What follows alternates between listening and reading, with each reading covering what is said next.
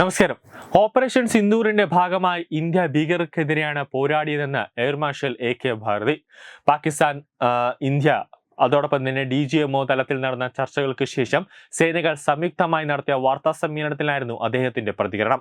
പാകിസ്ഥാന്റെ സൈന്യത്തോടല്ല, ഭീകരവാദികളോടായിരുന്നു ഇന്ത്യയുടെ പോരാട്ടമെന്ന് air marshal വ്യക്തമാക്കി. എന്നാൽ പാകിസ്ഥാൻ സൈനികർ ഭീകരർക്കൊപ്പം ചേർന്ന് പ്രവർത്തിക്കുകയായിരുന്നു. പാകിസ്ഥാൻ ആക്രമണങ്ങളെ ഇന്ത്യ ഫലപ്രദമായി ചെറുത്തു. ഇന്ത്യയുടെ വ്യോമ പ്രതിരോധ സംവിധാനം ഭേദിക്കുക ശത്രുക്കൾക്ക് അസാധ്യമായിരുന്നു.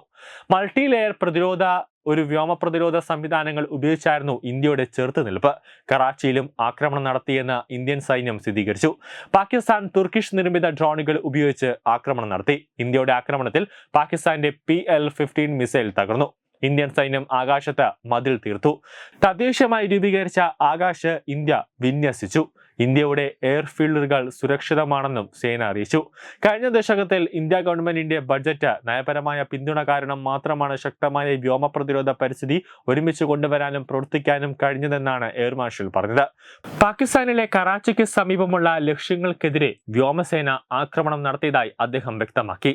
ഡ്രോൺ, മിസൈൽ ആക്രമണങ്ങൾ, അതിർത്തിക്കപ്പുറത്തുള്ള ചെറിയ ആയുധങ്ങൾ ഉപയോഗിച്ചുള്ള വെടിവെപ്പ്, പീരങ്കി, ഷെല്ലാക്രമണം എന്നിവ ഉൾപ്പെടെ പാക് ആക്രമണത്തിനെതിരായ ഇന്ത്യയുടെ പ്രതികരണത്തിന്റെ ഭാഗമായി കറാച്ചിയിലെ മാറിൽ കന്റോൺമെന്റിൽ ഉപരിതല വിമാന മിസൈൽ സെറ്റ് ഉൾപ്പെടെയുള്ള സൈനിക സ്ഥാപനങ്ങളെ ലക്ഷ്യമിട്ടതായി എയർ മാർഷൽ പറഞ്ഞു. കറാച്ചി നഗരത്തിൽ നിന്ന് ഏകദേശം 35 കിലോമീറ്റർ അകലെയുള്ള ഒരു സൈനിക താവളമാണ് മാറിൽ കാന്റ്. ലാഹോറിലെ ഒരു റഡാർ സൈറ്റും നിർമ്മിത ഹാർപി ഡ്രോണുകളും തകർന്ന ചൈനീസ് നിർമ്മിതം ആയിരിക്കാം. പാകിസ്ഥാനിലെ പഞ്ചാബ് പ്രവിശ്യയിലെ ഗുജറൻവാലയ്ക്ക് സമീപമുള്ള മറ്റൊന്നും വ്യോമസേന ലക്ഷ്യമിട്ടതായി അദ്ദേഹം പറയുന്നുണ്ട്. ഇന്ത്യൻ കരസേന, നാവികസേന, ഇന്ത്യൻ വ്യോമസേനയുടെ പ്രാഥമിക വ്യോമ പ്രതിരോധ സംവിധാനങ്ങൾ എന്നിവയെല്ലാം അടുത്തിടെ പാകിസ്ഥാൻ നടത്തിയ ആക്രമണത്തിൽ മറുപടിയായി വിന്യസിച്ചിട്ടുണ്ട് എന്നാണ് എയർ മാർഷൽ പറഞ്ഞത്. ഇന്ത്യയുടെ ശക്തമായ വ്യോമ പ്രതിരോധ സംവിധാനത്തിൽ വിവിധ തലങ്ങളിലുള്ള വ്യോമ ഭീഷണികളെ നേരിടാൻ രൂപകൽപ്പന ചെയ്തിട്ടുള്ള വൈവിധ്യമാർന്ന മൾട്ടി ലെയർ സംവിധാനങ്ങൾ അടങ്ങിയിട്ടുണ്ടെന്നും അദ്ദേഹം പറഞ്ഞു. ന്യൂസ് ഡെസ്ക് തത്വമൈ TV.